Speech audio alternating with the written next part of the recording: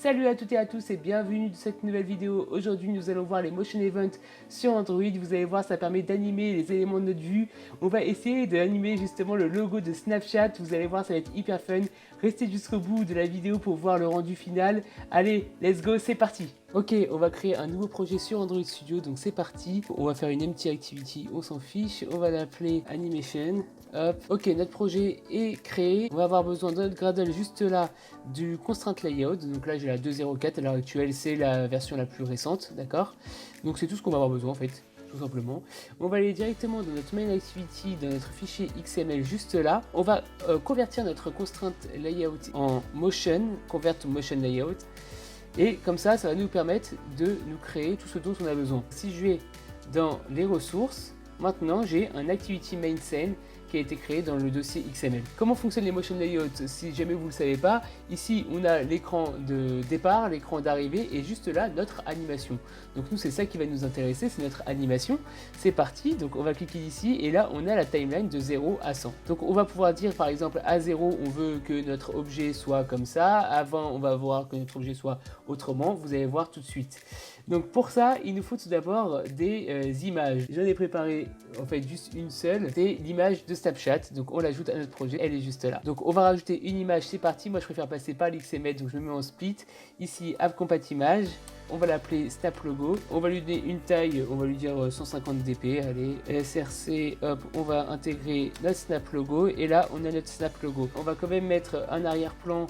On va rajouter la couleur jaune de Snapchat. Donc du coup le yellow de Snapchat c'est ce code couleur là. Donc je rajoute le yellow en background yellow. Ok, donc là on a carrément le splash screen de Snapchat hein, avec le logo Snapchat, avec la couleur jaune derrière. Pour que l'effet il soit vraiment top, on va dire que aussi ici on est en no action bar. Ici on va dire que la couleur par défaut c'est yellow dans le primary dark. Comme ça on aura la status bar avec le yellow aussi.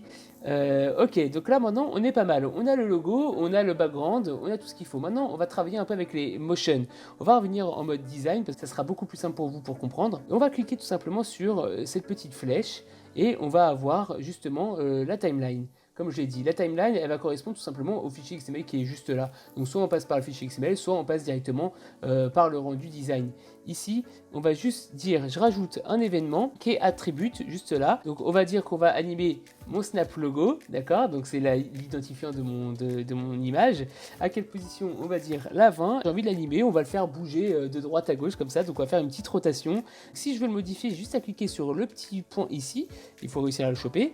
Et puis là, on a rotation 45, c'était 20 que j'ai demandé. Ok.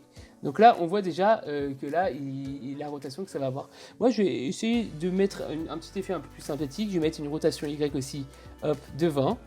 Et vous allez voir, hop, ça va juste le faire pivoter légèrement vers nous. D'accord? Donc là, on est bon, on a 20 et 20. Ok, très bien. Maintenant, on va rajouter encore une autre key attribute. On va dire K40. On va faire la même chose, mais de l'autre côté. D'accord? Donc add A40, on clique dessus. Hop, ici, rotation, on va dire moins 20. Hop, pour le mettre de l'autre sens. Et puis ici, une rotation Y, moins 20 aussi. Et puis là, on a déjà notre animation. On peut cliquer sur Play pour voir ce que ça donne. Là, on voit que ça s'anime, tout simplement. Ok, on est pas mal. On va voir un petit peu à quoi ressemble notre fichier XML. On voit ici qu'on a notre transition, notre key attributes qui sont là. Voilà, 20, 20, c'est nos deux key attributes. Donc du coup, c'est assez simple de rajouter des événements parce qu'on peut très bien faire, hop, ok, bah écoute, à la 60, on fait la même chose. À la 80, position 80, on fait la même chose qu'à 40, d'accord? Donc ça va faire deux fois comme ça, d'accord? Ça va faire deux fois une rotation. Et on va dire qu'arrivé à 100, on retourne à notre position initiale. Et voilà, on a fini notre animation. Vous avez vu, c'est hyper rapide. Maintenant, pour voir le rendu sur l'émulateur, on va cliquer sur ce petit bouton-là. On va rajouter un événement de clic pour pouvoir démarrer l'animation. Donc on va dire, vas-y, dès que tu cliques sur le logo Snap, et ben ça démarre l'animation.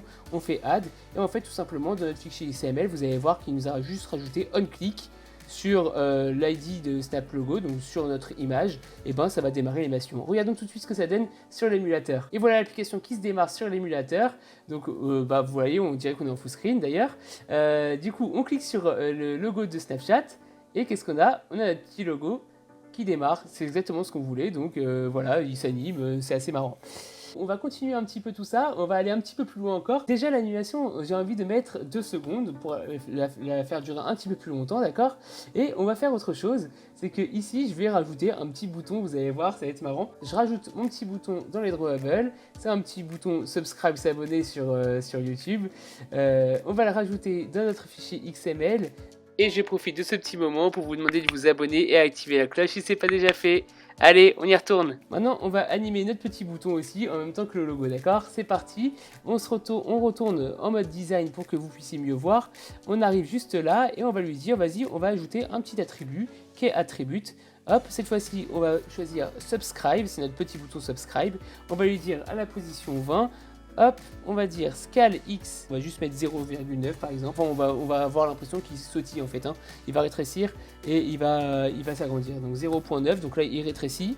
0,9, bien entendu il faut mettre aussi le scale Y, sinon ça va juste déformer mon image, ce qui est dommage. Scale Y, on va lui mettre 0,9 aussi, exactement pareil, sinon ça déforme l'image, bien entendu. Hop, et pour aller un tout petit peu plus vite, on va aller dans l'XML, ça va aller beaucoup plus vite même. Donc là, on a le subscribe qui est juste là à 0,909, on va dire à 40, on va se mettre à 1.1, juste pour grossir légèrement. Et on va faire la même chose que le logo, vous allez voir. Et on va dire qu'à la fin, on revient sur notre taille initiale, donc 1. Ok, on a terminé, on regarde ça tout de suite, ça va être hyper sympa. On y est, donc du coup maintenant, je clique sur mon petit logo Snapchat et je vais avoir mon petit bouton, voilà. Et franchement, c'est pas mal, c'est sympa. Je sais pas ce que vous en pensez, mais du coup, on a créé une petite animation en quelques minutes avec les Motion Events.